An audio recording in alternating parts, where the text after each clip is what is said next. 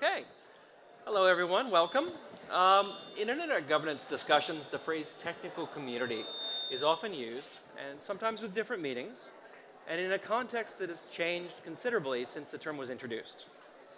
So our goals today are to highlight the modern role of the technical community, and in particular, internet standards bodies in internet governance to increase the depth of understanding about how they operate, encourage mutual participation across the different communities that together perform multi-stakeholder internet governance. I'll be your moderator for this session. My name is Mark Nottingham, and I'm a longtime participant in technical standards bodies like the IGF and W3C. I'm also a member of the Internet Architecture Board, a group you'll learn about more in a few minutes. First, we're going to have an overview of the Internet Engineering Task Force from its chair, Roman Danilu, along with an introduction to the Internet Architecture Board by one of its members, Mirja Koolholt. After that, we'll hear briefly from the Internet Society's Olaf Kolkman about its program to help policymakers engage in internet standards. And then finally, we'll hear a perspective from the UK Department of Science, Innovation and Technology, Sarah Jennings. After our speakers, we'll have time for questions and some open discussion. Okay, so take it away, Roman. Perfect, thanks. Do the slides advance, I wonder? I think you want to use this.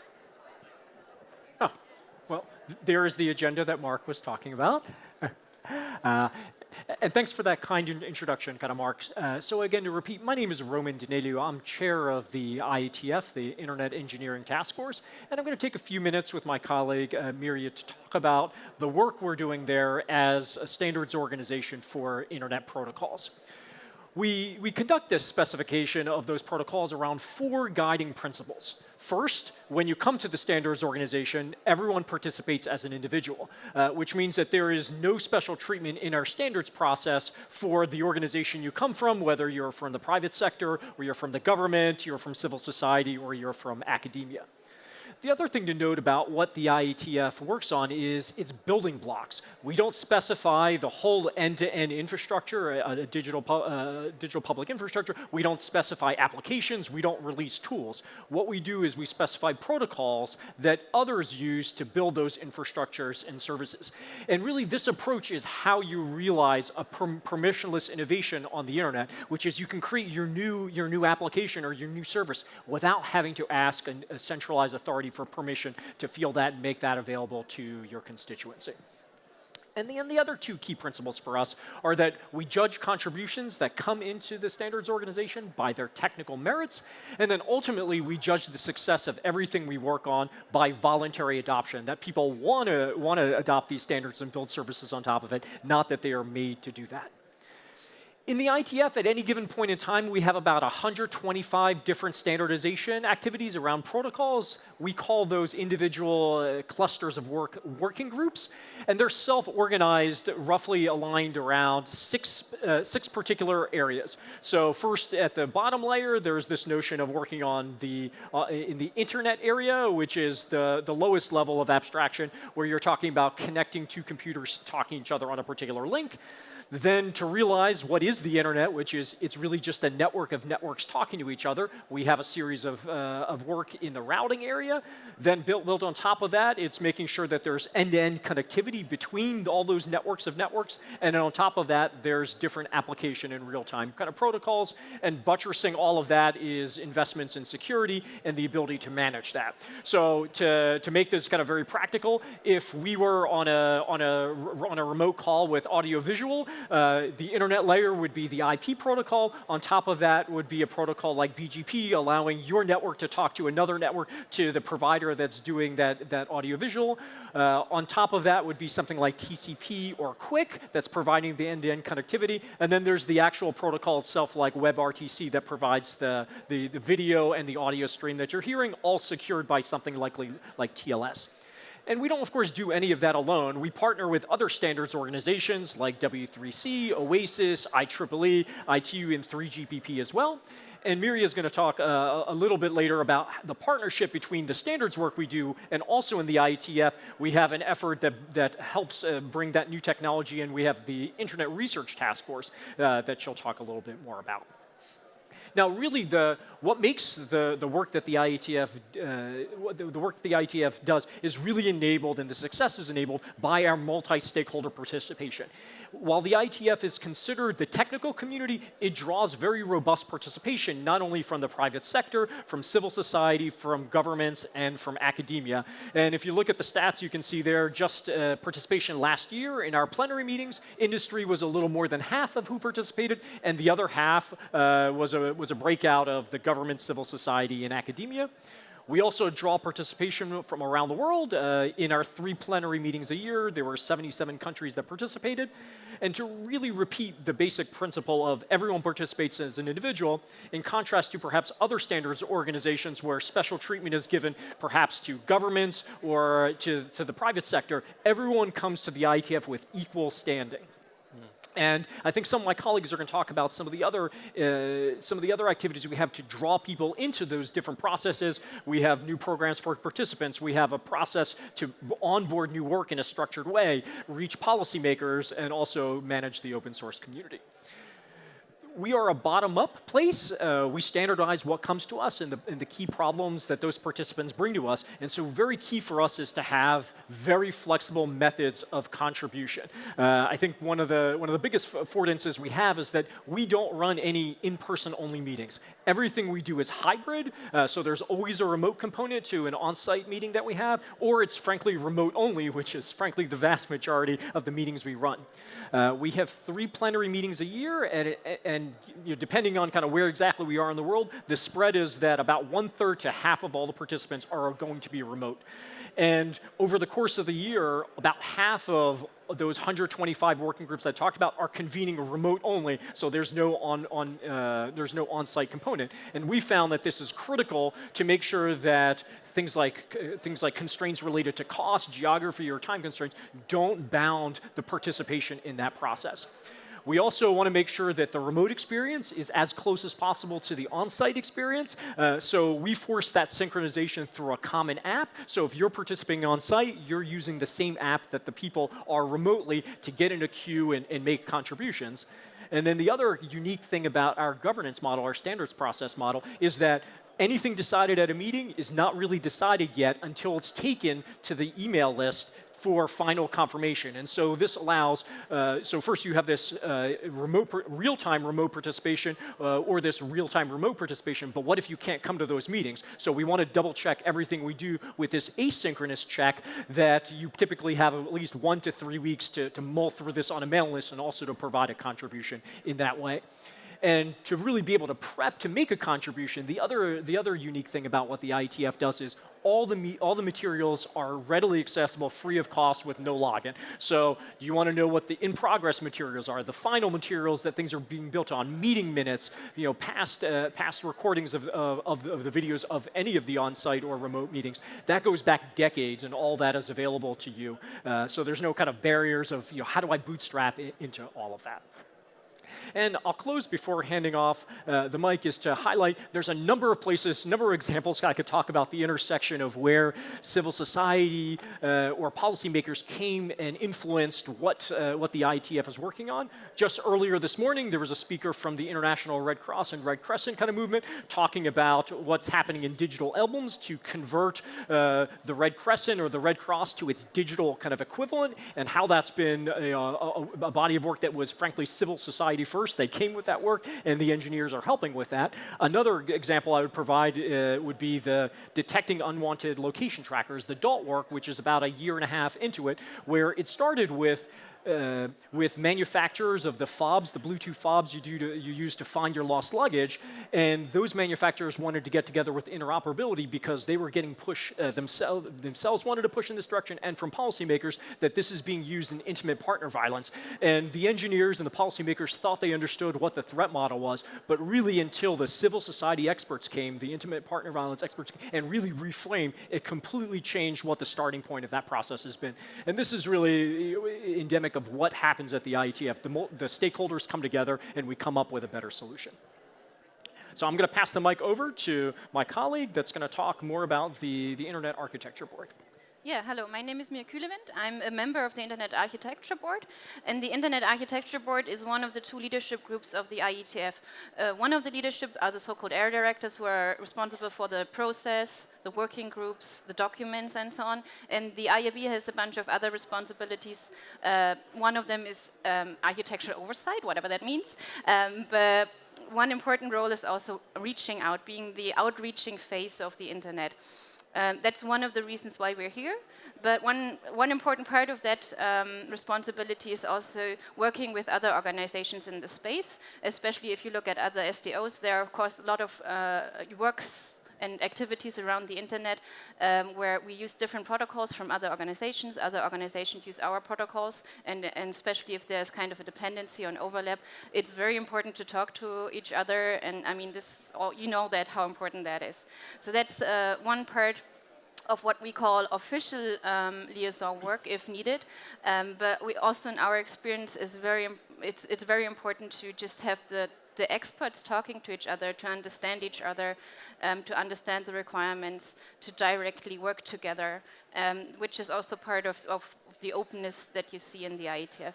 And so around this outreach activities, it's not only about other technical organizations, it's all kind of stakeholder groups that really enhance the documents and the work we are doing and contribute to getting a better output. So that includes, in our case, also, for example, development communities, open source communities, operators, security experts, academia in general, civil society, but also policymakers. Because as Roman showed on the previous slides, there are these touch points where technology and policy touches, and we need to understand each other, we need to talk to each other, we need to understand requirements. And as much as it's sometimes for us complicated to understand this whole regulation and policy space, we also understand it's sometimes hard to understand the technical space. So that's one of the reasons we are here and we're having this dialogue and figuring out how we can improve that. And the other thing I would like to quickly mention, and Roman mentioned that as well, is also the IRTF, the Internet Research Task Force. That's part of the responsibility of the IAB as well. It's kind of a sister organization that is deeply integrated into the IETF, but it's focusing on talking about research, bringing research in, and bridging the communities between technical experts and researchers, because that's something that I think is a real success story that we figured out. Bringing in these independent experts, having this dialogue really makes our protocols and our work in the internet better. So Dirk Kutscher is the current IRTF chair sitting over here. You can also talk to him. And this slide is just showing you some of the examples that the IRTF is doing on long-term technical research. But as you can see at the bottom of the slides, there are also groups that are more related to policy and civil society topics like human rights or global access. And that's really aiming to bring these people together and having a conversation in the same venue as we do technical standards. You want to say, moderate, or just head on? Yeah. I don't think you have slides, right? Yeah, so my name is Olaf Kolkman. I'm Principal of Internet Technology Policy and Advocacy.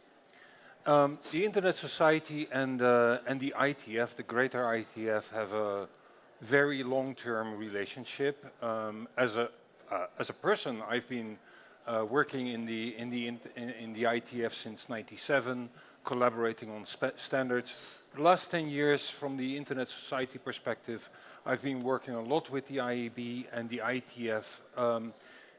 The relation between the Internet Society and the ITF is I would say, an intimate one. We're part of its governance body, or we're involved in its governance.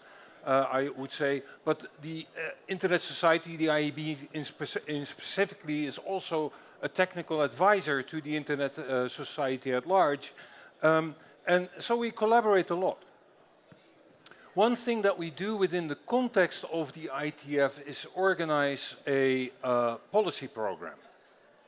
The policy program is something where we invite policymakers and regulators from across the globe to expose them to how the pie is made, to have a look in the kitchen, and at the same time learn a little bit more about the recipes and the cake that is the product of all of that. We teach them about the policymakers about the internet, how it works, what its properties are, and in that way we have trained over, I believe, 300 policymakers over a decade's worth in understanding the internet a little bit better. And when we walk around here, we often meet the people that went through the program, and we often also see them in influential decision-making positions, either in national governments, in parliaments, or in regulatory positions. That is basically utilizing the expertise that is available in the IETF to basically enrich the broader community. What we've also started to do recently is basically bring together policymakers with an interest in IETF work with the Internet Society, and we collaborating with the Internet Architecture Board on that, to organize roundtables. Roundtables that are fairly informal, that happen at an IETF, at which we can basically have an open conversation about ongoing concerns. I would say this is still we're in a learning process with that. We're trying to find a form and a modus operandi for it. But so far we had, I believe, 4. We're organizing the 5th. And this is something that I think is going to stay. I think I leave it with that. Yeah, maybe another experiment that we are undertaking is an ornithology. It's a little bit of a wordplay of new work that enters the IETF. It's usually birds of a feathers. That are being organized, and the ornithology looks at the birds that are flying around, new work that is introduced in the IETF and that might have a policy angle. That's, of course, from the perspective from the editor of that, which happens to be myself. But we're experimenting with that and see if that is of any use. So we're trying to build that policy IETF bridge as much as we can. And with that, I'm going to hand over to Sarah. Perfect. There we go. Hi all, I'm Sarah Jennings. I'm the Internet Standards Lead at the UK Government Department for Science, Innovation and Technology. And I want to kind of give a little bit of a perspective of what it's like to engage in the IETF as somebody from a central government department. I have not had the kind of illustrious long IETF career that a lot of the people on this stage have had, but I want to kind of bring a little bit of that perspective of what some of those unique challenges are, but also some of the kind of benefits that we see of government engagement in the IETF. So we kind of have a set of principles or values that we really want to see the internet uphold. We want it to be free, open, peaceful and secure, that it is trusted, it is interoperable, it is secure by design and accessible to all. It's probably no exaggeration to say that the internet underpins the modern economy as it exists today, many of our public sector services, and that the work of the IETF is absolutely foundational to that. But that being said, it is a body that I think a lot of policymakers are either not aware of or not necessarily kind of fully appreciative of the work that it does.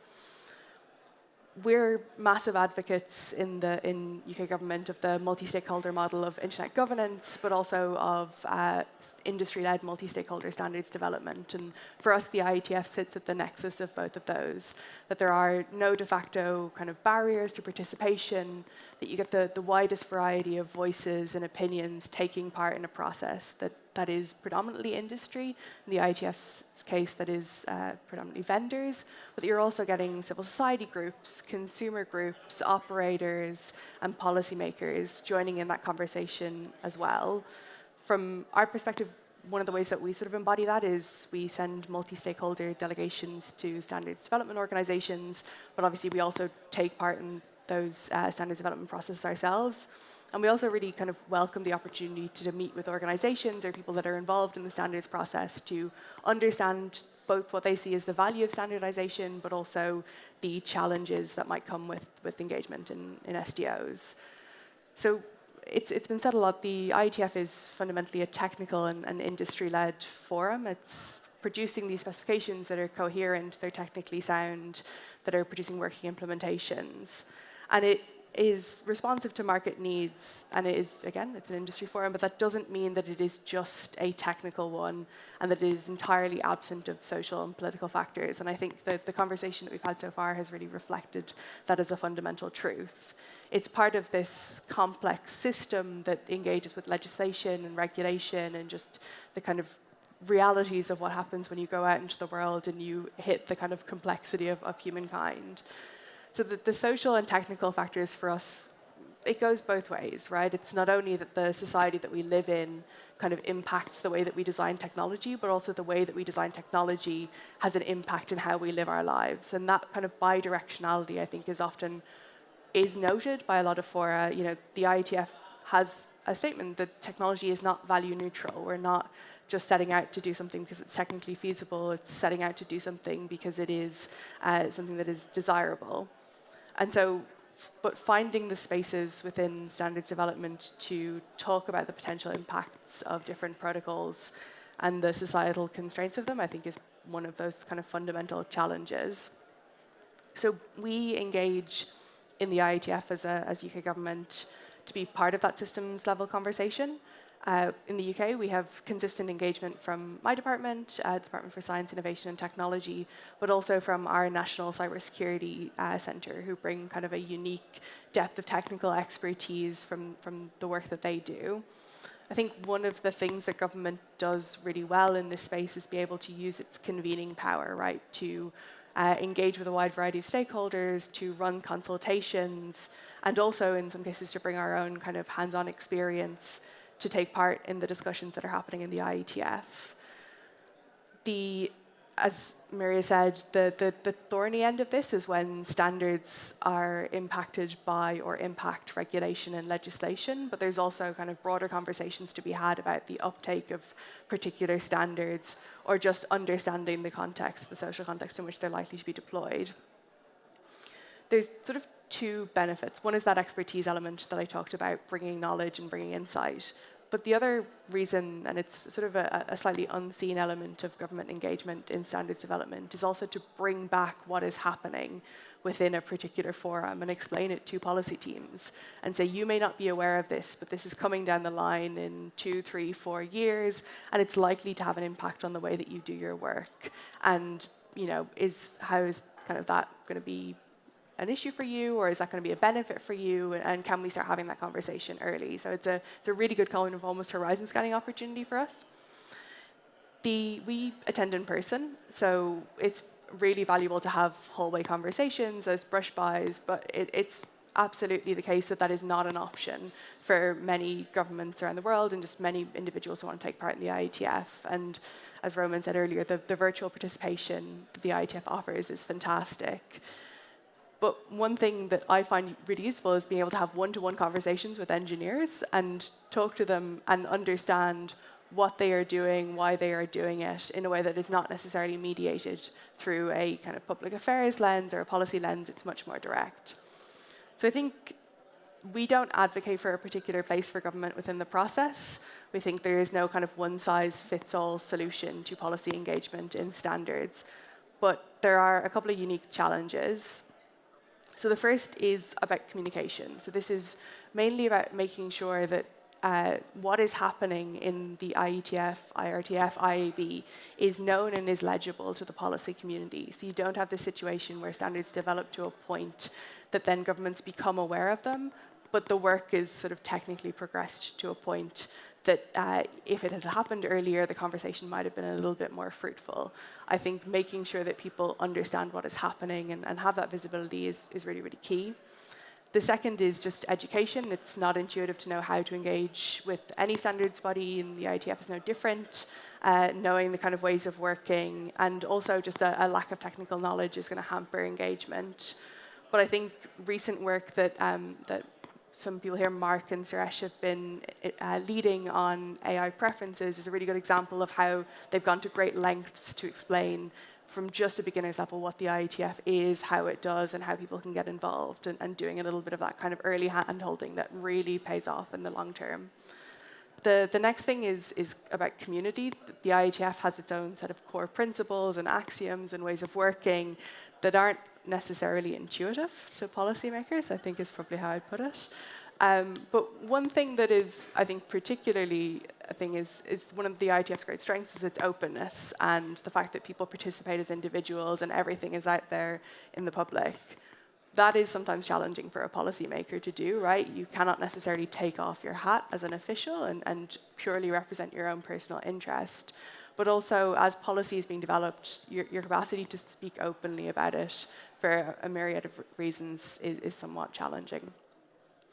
And then finally, the coordination between all of those different things, right? Having the communication, the community, and the education all coming together in one place. So finally, I just want to say, I recognize that this is not just a one-way challenge. This is not just an issue of governments coming into the IETF to have that conversation there, or in any other standards organization, and understanding that.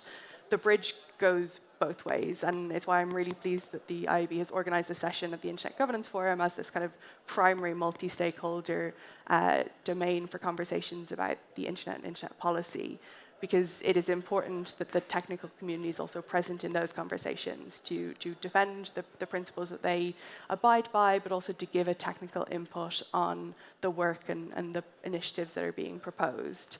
So I think I would sort of welcome people's reflections from the floor. I think I'm going to pass back to Mark, but also I'm really glad to see kind of a variety of people in the audience, and I hope that this is the start of a kind of further conversation. Great. Well, thank you all. So we have some time left for discussion. If anybody has any questions, I think there's a mic to go around, and Drew will take care of that. Maybe while you think about that, I think Mirya mentioned Dirk is here, the chair of the Internet Research Task Force. Dirk, if you could stand up if you didn't before. And also Colin Perkins, the former chair of the Internet Research Task Force. We have a number of people who you can talk to after the session if you see them in the hallway to give you those different perspectives. We have other members of the Internet Architecture Board, so Dhruv and Suresh, if you want to stand up, and Warren.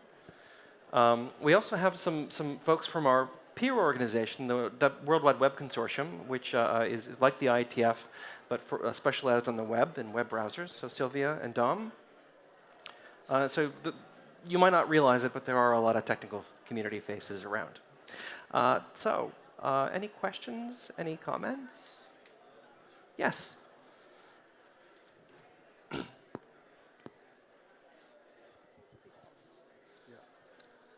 So good evening. I'm T. Santosh from Government of India. So first of all, nice IATF is coming to IGF, and I'm seeing this for the first time. So basically, you have seen that in IGF, there are lots of participation. And the thing is that there is no participating fees. Now coming to IATF, the participating fees is too large. Hope you understand. So is there any provision by which to increase more participation in IATF? Can the fees be reduced or no fees at all? Yeah, I'm happy to take that. There's an active discussion around that, and Roman, I'm sure, has something to say about it. So to answer that question, I would kind of pull apart. So the IETF has 3 plenary meetings a year, and then it also has all of the meetings that happen that aren't all the working groups happening at the same time. So to explain, the plenary meeting is roughly 100 of those working groups meeting kind of simultaneously. And then the individual working groups meet during the whole course of the year. So when the individual working groups are meeting across the year, there's no fee for any of that. For the remote participation during the plenary meeting, if you are in a situation where you cannot pay, there's an unlimited fee waiver, and you can participate remotely at no cost. As to the on-site participation, based on the kind of the financial model we have, there is a fee depending on the whether you're kind of a student or not, but we don't have a lot of kind of flexibility to reduce that for the on-site. But the remote is free in the plenary, and for the interim meetings around the course of the year, that is also free. And do we have, if I may, do we have Please. proof points that remote participation is as effective as on-site participation? Yeah, that's actually a great question, and one that often kind of comes up, which is a little bit of the disbelief. Well, right, Roman, the remote can't possibly be as good as kind of the online, and Sarah kind of mentioned there is no replacement for the hallway track, right? Which is we finish this meeting, and as we're breaking up, you will organically talk to folks. But to the idea that we have evidence that the remote participation works, fundamentally what we are in the business of doing is making standards.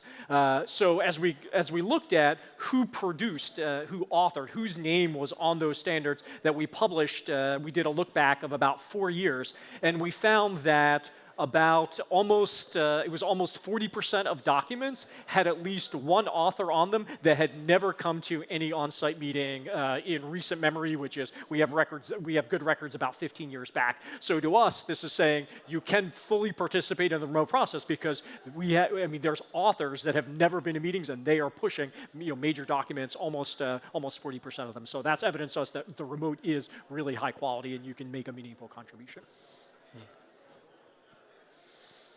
Who else?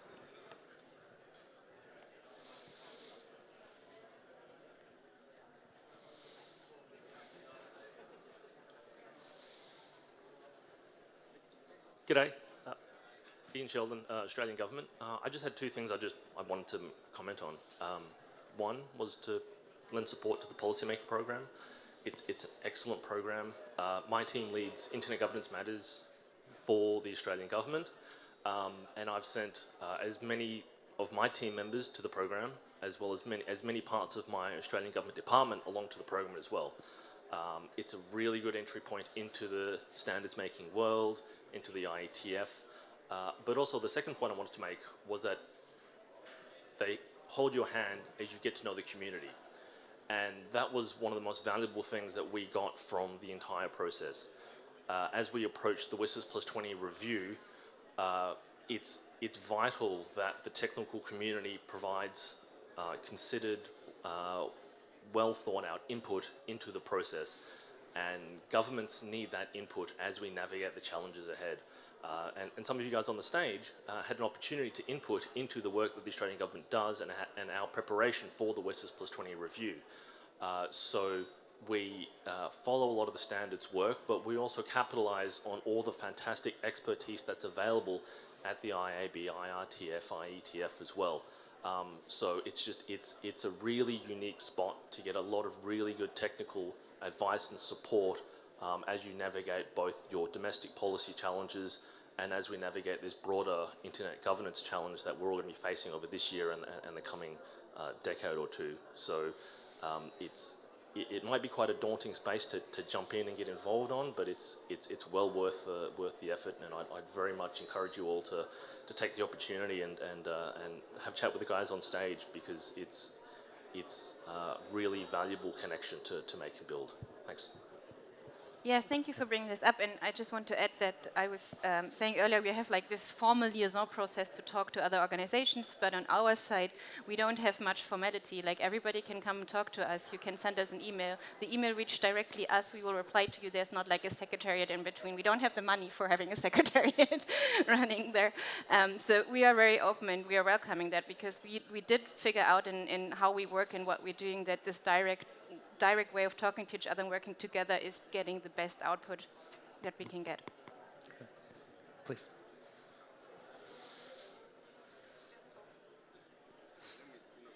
No, we can't hear. Go ahead, No, Reagan. no. Yeah, my name is Enoch Singano. I'm an Internet Society Youth Ambassador. So my question is to all panelists today. How can we create a better communication channels between technical experts and policy makers so that the upcoming internet standards are well understood and shaped with real-world social and economic impact? As Sarah, you talked about the way we design technology, it impacts the way we live our lives. So how can you better create and bridge the communication channel between the technical experts and policy makers? Anyone? So, I want to say one thing first. It's like we cannot expect everybody who uses or works on the internet to understand all the technical details about the internet. The internet is complex. Maybe we all don't understand everything about the internet. No, so I'm that not. shouldn't be the goal here, right? So the challenge really is to identify the pieces where we need input from different stakeholders, from society, from policymakers, in order to improve our work, to make sure we understand the requirements that come from these communities, but we also understand the implication that drives on these communities. And that is challenging because it's a big space. The internet is complex. Of course, also the technical standard space of the internet is not only the IETF, there are more systems around and it's hard to navigate. So I think the only way to make progress is to talk to each other and have these forums where we can openly talk to each other. And I'll just add to that, I think we've talked a lot about how we try and make sure that it's easy to come to the IETF and participate and understand what's going on. But it is also, I think we realize, a two-way street, that we need to go out and find the communities that are affected by our work and engage with them and understand the requirements, take the work to them and gather that feedback so that we're not expecting people to always have to come to the IETF if they want to have an effect on the IETF. And that's something that we're still getting better at, but there's a sense there, I think, that we are improving. I mean, also talking about online participation, I don't think you have to come to the IETF to be effective, because there's so many ways to reach us. But I think, in line with what you said, it may be a useful experience because it makes it easier to navigate the space. Every organization has their own rules, their own understandings. That's true for wherever you engage. So, getting a little bit of initial push, taking the advantage of the policymakers program will give you maybe, hopefully, this kind of knowledge and connections that you can then enter in the conversation more easily. So I'm Lynn Sainamore. I was the president and CEO of the Internet Society from 2001 through 2014, so a few weekends, and attended virtually every IETF meeting during that time. And I also served as the IGF MAG chair from 2016 to 2019. I have been fighting and trying to push the technical community and the technical voice into the internet discussions since 2001 in the first WISIS once, actually even a couple of years earlier than that.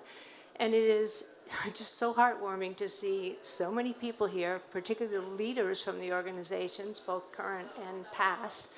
And even this morning on a panel that I was on, I made the point about the technical community and how important it was. And just as a point of pride for all of us here, the technical organizations are the second largest donor to the IGF. So bigger than private sector. We're obviously behind governments. And I use that as a measure of how important this organization and all the factors that are here are to our work, and obviously how important we are to theirs. But I just really wanted to recognize the fact that so many IRTF, IAB, W3C, IETF, I went through CCTLDs, GTLDs, I went through RIRs, root server community, every one of them this morning. So just very, very appreciative that everybody's here and really quite heartwarming. That's great. Thank you for calling that out. Thank you for calling that out, Lynn, because it's actually important that we are being seen, and we're not always, because we're a shy bunch. I mean, as I said, it's also a big space to be here and to navigate around here. Yeah. It's also challenging, but it's always good to be here and learn. Anyone else? No. Okay. I think we can end a little bit early then. Thank you to all our panelists. I really appreciate it, and thank you for the questions and the engagement. So. And we are convening our second plenary meeting of the year in Madrid in several weeks. Please join us online or please join us in person. We'd love to have you. Fantastic. That'll be it.